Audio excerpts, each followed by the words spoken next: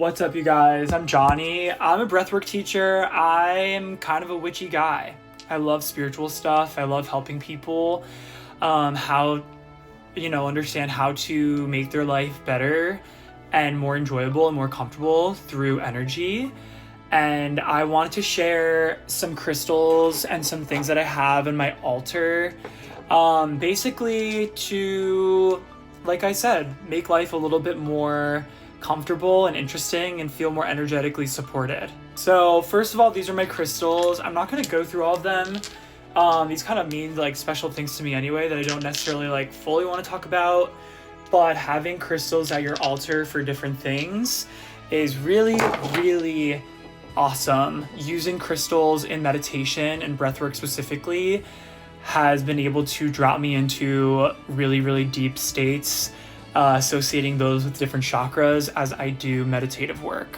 If anyone's ever taken a class with me, they know that I'm going to use this deck. It's the Nature Nurture Oracle deck. I pull a card for myself every day. I pull a card for myself whenever I need it.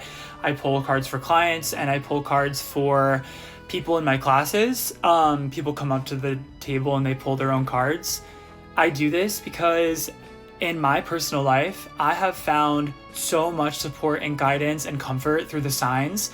I'm a 12th house Mercury, so I feel really confident in seeing signs and taking them for the reasons that I assign meaning to. That's a big way that I sort of communicate with my guides and am connected to my more spiritual side.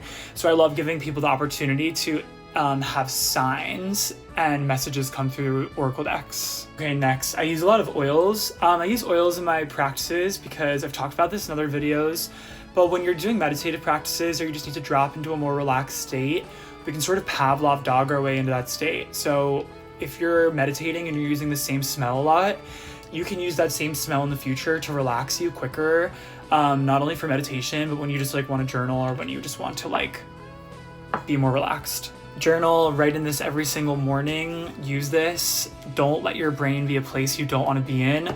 I suffer from a few things mentally that make it hard to stay out of here. So I just will always encourage the use of a journal and things that get us out of our heads and into our bodies, which is why I'm a somatic breathwork teacher as well. Pictures of my younger self. That's really important to me. I'm always looking at my younger self whenever I am addressing an issue of the past, whenever I'm addressing a negative emotion of the past.